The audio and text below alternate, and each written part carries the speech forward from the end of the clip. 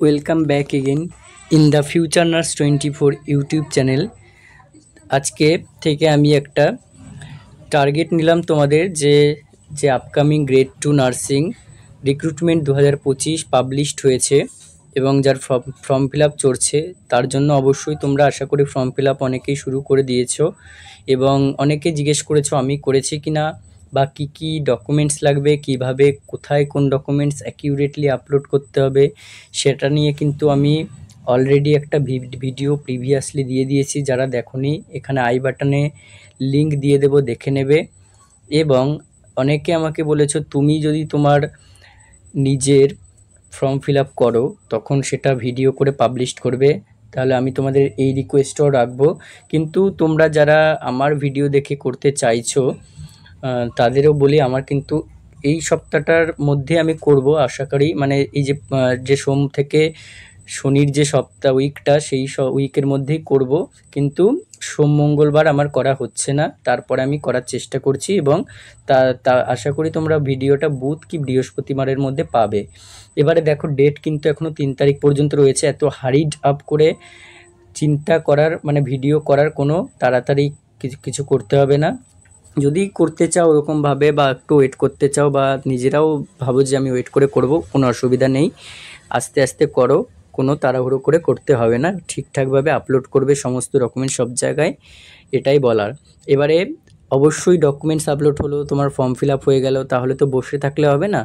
এরপরে কাজ কি, আমাদের 21-24 ব্যাচের বলো বা যে কোনো ব্যাচেরই বলো, আমাদের জন্য খুবই ইম্পর্টেন্ট ইন্টারভিউটা, কারণ আমাদের no experience marks, no diploma marks আর আদার্স কিছু নেই।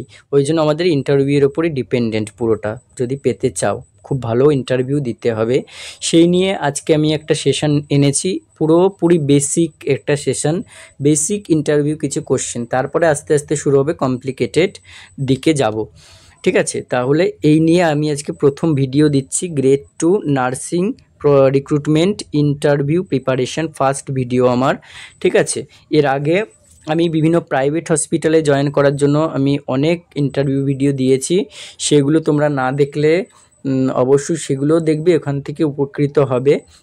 আর এবারে এই যে সেশনটা পরপর করব, সেখানেও নিউ কিছু ভিডিওর কোশ্চেন দেব এবং সেটা সলভ করারও চেষ্টা করবে তোমরা, আমিও কিছু কিছু ভিডিওতে বলে দেব। ওকে, এইটা হচ্ছে পুরো বেসিক কিছু কোশ্চেন নিয়ে ভিডিওটা করা হবে। ফার্স্ট অফ অল দেখো, প্রথম কোশ্চেন তোমাকে জিজ্ঞেস করতে পারে, এগুলো হচ্ছে আমি সব নিজের মতো করে বানিয়েছি। ঠিক আছে, এবার যে যার মতো করে তোমরা অ্যান্সার রেডি করতে পারো, কিন্তু এই ধরনের বেসিক কোশ্চেন করতে পারে।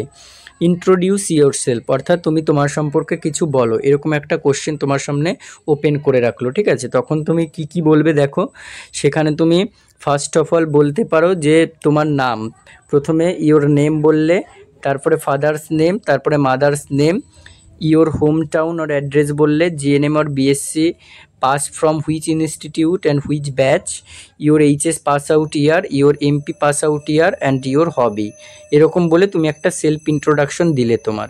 ওকে, তাহলে সেলফ ইন্ট্রোডাকশানটা নিয়ে তোমরা, এটা পুরোপুরি তোমাদের চয়েস, ইংলিশে বলতে পারলে গুছিয়ে ইংলিশে একটা আগে প্রিপেয়ার করে নিয়ে যাবে, একদম মুখস্থ করে যাবে না, একদম বেসিক একটা ইন্ট্রোডাকশান দেবে, সেখানে ভয়ের কিচ্ছু নেই। প্রথম তোমরা র্যাপোর্ট একটা যদি পারো বিল্ডিং করতে, অর্থাৎ তোমরা ভালো একটা গুড আইপিআর বিল্ডিং করতে পারো, দেখা গেল ইন্টারভিউয়ারের সাথে হয়তো তারাও চেষ্টা করবে আইপিআর বিল্ডিং করার, তোমরাও চেষ্টা করবে, তারপরে তুমি আস্তে আস্তে নিজের ইন্ট্রোডাকশান দেবে।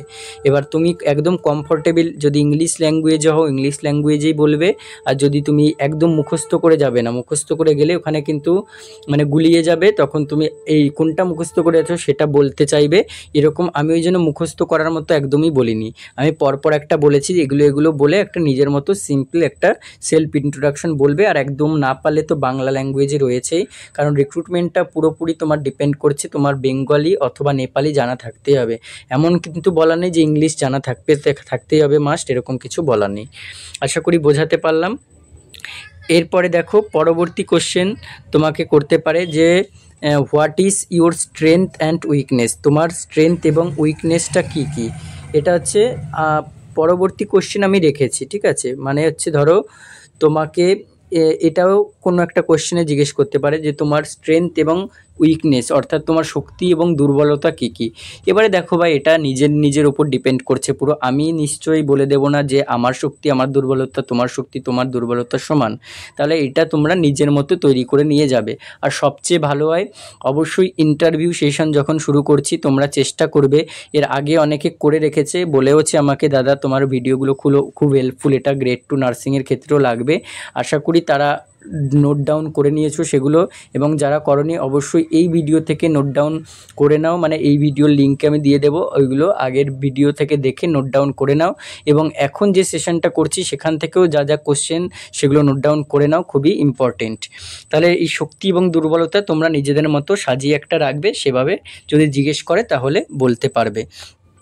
এরপরে দেখো, এটা একটা ধরতে পারে যে why are you choose nursing profession not any other one, মানে বলছে তুমি কেন নার্সিং প্রফেশন বেছে নিয়েছো, অন্যান্য প্রফেশন তো রয়েছে সেগুলো কেন বেছে নাওনি। এরকম একটা তোমাকে যে কোশ্চেন ইংলিশেই করবে, ম্যান্ডেটরি নয়, বাংলাতেও করতে পারে, ইংলিশেও করতে পারে।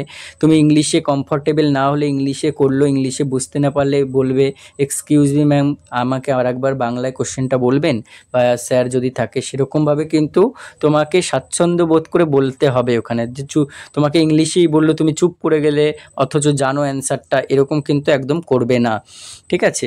তাহলে দেখো, এখানে যদি তোমাকে বলে যে তুমি কেন নার্সিং প্রফেশন বেছে নিয়েছো, এখানে অনেকে অনেক রকম অ্যান্সার বলতে পারো। আমি একটা সাজেস্ট করেছি তোমাদেরকে, দেখো আমি পয়েন্ট আউট করে একটা বলেছি, যে ধরো তোমার প্রথম পয়েন্ট তুমি বললে ফার্স্ট অফ অল যে এখানে কী হয়, মানব সেবা বা মানুষের পাশে দাঁড়ানো সম্ভব। এই প্রফেশনের মাধ্যমে আমরা যে কোনো মানুষ, মানে ধর্ম বর্ণ নির্বিশেষে যে কোনো মানুষকে মানব সেবা দিতে পারি, মানুষের পাশে এসে দাঁড়াতে পারি, ঠিক আছে। যেটার ইংলিশ করলে দাঁড়ায় কি না, সার্ভস অন হিউম্যান বিংস, আমরা হিউম্যান বিংসকে সমস্ত দিক থেকে সার্ভিং করতে পারি। পরবর্তী একটা পয়েন্ট হতে পারে, 2 নাম্বার পয়েন্ট দিয়েছি আমি এটা, যেটা হচ্ছে যে সরাসরি যে কোনো কাউকে সেবা প্রদান করা, যেটা একটু আগেই বললাম যে মানব সেবা হচ্ছে প্রধান একটা সেবা, মানব সেবা পরম সেবা। ওই জন্য বলছি সরাসরি যে কোনো কাউকে সেবা প্রদান বা ডিরেক্ট কেয়ার দেওয়া যায়, যেটার ইংলিশ হচ্ছে ডিরেক্ট কেয়ার, এভাবে একটা বলতে পারো। আর 3 নম্বর পয়েন্ট রেখেছি দেখো, যে health promotion and disease prevention, অর্থাৎ এখানে আমরা মানব স্বাস্থ্য উন্নত করতে পারি কেয়ার দেওয়ার মাধ্যমে, এবং বিভিন্ন রোগকে আগে থেকে প্রতিরোধ করতে পারি, যেটা হচ্ছে health promotion and disease prevention. অর্থাৎ তোমরা পয়েন্ট আউট করেও বলতে পারো, আবার এক লাইন করে একটা সাজিয়ে নিতে পারো, যে আমি এই প্রফেশনটাকে বেছে নিয়েছি কারণ এখানে মানুষের পাশে দাঁড়ানো সম্ভব হয়, মানব সেবা দেওয়া সম্ভব হয়, যে কোনো কাউকে ধর্ম বর্ণ নির্বিশেষে সেবা প্রদান করা যায়, এবং সেবা প্রদানের মাধ্যমে মানব স্বাস্থ্য উন্নত করা যায় এবং রোগ প্রতিরোধ করা সম্ভব হয় আগে থেকে। এভাবে একটা উত্তর তুমি সাজিয়ে নিতে পারো। বা এটাও যদি কারো পছন্দ না, আমি বলতে চাইছি যে এটাই বলতে হবে এমন কোনো মানে নেই, তুমি আগে থেকে যদি করে রাখো সেটাও বলতে পারো। এর পরবর্তী কোশ্চেন রয়েছে যে what is your responsibility as a nurse, একজন নার্স হিসেবে তোমার দায়িত্ব কি কি। এইটা হতে পারে, তুমি দুটোভাবে বলতে পারো, আমি দুটোভাবে করেছি দেখো, একটা based on type of nurse, আর একটা হচ্ছে based on registered nurse common. মানে কমনটাও তোমরা একটা কমনলি তুমি বলে দিলে কোনো নার্সের টাইপে গেলে না। নার্সের টাইপ বলতে আমি এখানে কি বোঝাতে চাইছি আশা করি তোমাদের বলে দিই, এটা বুঝতে পারবে। ধরো ওটি নার্স হলে একরকম রেসপন্সিবিলিটি থাকবে, তারপরে আইসিইউ নার্স হলে আর এক রকম রেসপন্সিবিলিটি থাকবে, এমার্জেন্সি নার্স হলে আর এক রকম রেসপন্সিবিলিটি থাকবে, কিন্তু ওভারঅল কমন সমস্ত নার্সের কিন্তু কমন একটা রেসপন্সিবিলিটি থাকে। এবার সেটাই আমি তোমাদেরকে কমন রেসপন্সিবিলিটিটা তুলে ধরছি, এবং সেই অনুযায়ী তোমরা একটা প্রিপেয়ার করে যাবে, ঠিক আছে। Common responsibility of a nurse, এখানে কিন্তু গোলালে চলবে না যে রেসপন্সিবিলিটি অফ নার্স আর রোল অফ নার্স কিন্তু সেম নয়, ফাংশন অফ নার্সও কিন্তু সেম নয়, সবই আলাদা আলাদা। এখানে তাহলে ফার্স্ট অফ অল তোমাদের দেখিয়ে দিই যে রেসপন্সিবিলিটি কি কি নার্সের। পেশেন্টের সাথে কথা বলা, পেশেন্টকে অ্যাসেস করা এবং পেশেন্টকে অবজার্ভ করা। তারপরে রয়েছে পেশেন্টের হেলথ ডিটেলস ও মেডিকেল হিস্ট্রিগুলো রেকর্ড করা। অর্থাৎ আমাদের যে আমরা পেশেন্ট নিয়ে কাজ করব, সমস্ত পেশেন্টের হেলথ ডিটেলস অর্থাৎ পাস্ট হিস্ট্রি, প্রেজেন্ট হিস্ট্রি এবং medical history, past medical, past surgical সমস্ত কিছু কিন্তু জানবো। ওই জন্য জানতে গেলে কী করতে হবে, পেশেন্টের সাথে কথা বলতে হবে। আর কথা বললেই তবে মেডিকেল হিস্ট্রিগুলো আমরা জানতে পারবো। জেনে কিন্তু সেগুলোকে শুধুমাত্র জেনে বসে থাকলে হবে না, সেগুলোকে প্রপারলি রেকর্ড করতে হবে, এটা রেসপন্সিবিলিটি। মেডিকেশনটা কিন্তু খুবই ভাইটাল ব্যাপার। মেডিকেশনটা তোমার প্রপার টাইম, আমরা জানি যে সেখানে 10 রাইটসে আছে রাইট টাইম, অর্থাৎ প্রপার টাইমে মেডিকেশনটা দেওয়া, এটা কিন্তু নার্সের একটা ভাইটাল রেসপন্সিবিলিটির মধ্যে পড়ে। এবং ট্রিটমেন্ট, সমস্ত ট্রিটমেন্ট সঠিক পাচ্ছে কি না দেখে নেওয়া। এরপরে পেশেন্টদের কেয়ার দেওয়ার জন্য অ্যাসেসমেন্ট প্ল্যান ও প্ল্যান অনুযায়ী ইমপ্লিমেন্ট করা, অর্থাৎ যেটা আমরা কেয়ার প্ল্যান করি এডিপিআই, সেটার কথা বলা হয়েছে। সিচুয়েশন অনুযায়ী পেশেন্ট ও পেশেন্ট পার্টিদের ইমোশনাল এবং সাইকোলজিক্যাল সাপোর্ট দেওয়া, অর্থাৎ আমরা প্রপার সিচুয়েশন, কোনো একটা সিচুয়েশনে স্নেক বাইট নিয়ে কোনো পেশেন্ট এলো, সেই স্নেক বাইট নিয়ে পেশেন্ট এবং পেশেন্ট পার্টি কী করবে, ছুটে ছুটে আসবে। বা কোনো একটা ইনজিউরি হলো বা ইলেকট্রিক শক হলো, সেই সমস্ত হলে কী হবে, পেশেন্ট পার্টিও ভেঙে পড়বে। কোনো একটা মেজর সার্জারি মানে মেজর একটা অ্যাক্সিডেন্ট হলো, আরটিএ যেটা, সেই সব হলেও কিন্তু পেশেন্টকে সাইকোলজিক্যাল এবং পেশেন্ট পার্টিকেও ইমোশনাল সাপোর্ট কিন্তু দিতে হবে। এরপরে কি, পেশেন্টদের এক্সামিনেশন করার জন্য প্রিপেয়ার করা, বিভিন্ন ইকুইপমেন্ট, রুম, ইনস্ট্রুমেন্ট ইত্যাদি ডিকন্টামিনেশন করার জন্য প্রিপেয়ার করা। এরকম আরও বিভিন্ন রয়েছে, এত কিছু মুখস্থ করে যেতে হবে না, কয়েকটা রেসপন্সিবিলিটি বলবে। এরপরে পরবর্তী তোমাদের ধরতে পারে, এগুলো কিন্তু সব আমি বেসিক আজকে আলোচনা করছি, যে what are the role of nurse, একজন নার্সের কি কি ভূমিকা। এটা কিন্তু রোল অফ নার্স তোমরা আমি রোল অফ নার্স কয়েকটা পয়েন্ট আউট করে দিচ্ছি। যে রোল অফ নার্সে তোমার নার্স ম্যানেজার থাকবে, নার্স এডুকেটর থাকবে, তারপর হচ্ছে নার্স অ্যাডভোকেট থাকবে, তারপর হচ্ছে নার্স রিসার্চার থাকবে, তারপর হচ্ছে নার্স ম্যানেজার থাকবে, নার্স কোঅর্ডিনেটর থাকবে, নার্স তারপর হচ্ছে কনভার্সন থাকবে, ঠিক আছে। তারপর হচ্ছে তোমার নার্স কোঅর্ডিনেটরের সাথে কমিউনিকেটর থাকবে, এরকম বিভিন্ন নার্স থাকবে, নার্স অ্যাডভোকেট থাকবে, তারপর নার্স মানে টিচার থাকবে, এরকমভাবে এইগুলো হচ্ছে রোল অফ নার্স। তাহলে রোল অফ নার্স আর রেসপন্সিবিলিটি অফ নার্সের ডিফারেন্সটা আশা করি বোঝা গেল। এইভাবে কয়েকটা নার্সের রোল পয়েন্ট আউট করবে, এবং পয়েন্ট আউট করার পরে কিন্তু সেগুলোকে তুমি কি করতে চাইবে, সেগুলোকে কিন্তু এক্সপ্লেন করতে একটু চেষ্টা করবে। এরপরে ধরতে পারে, দেখো code of ethics, nurses responsibility, অর্থাৎ ইথিক্স।